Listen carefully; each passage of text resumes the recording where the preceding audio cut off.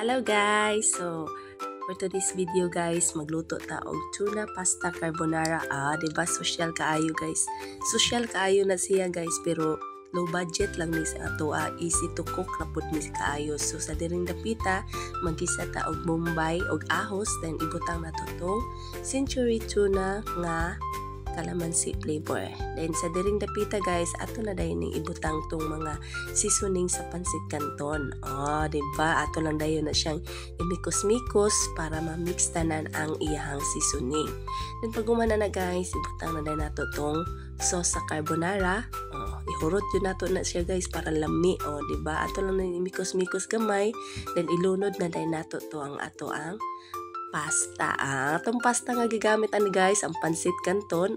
Low budget ra gyud kayo ni guys. So, ikaw kung nag-crave ka og carbonara, so wayin ni siya guys, di jud ka magmahay kay in fairness lami gid siya sa basta makut na siya sa iyahang sauce. Diba guys? So, ikaw nga nagtan-aw, kung nag-crave ka pagluto na, diba?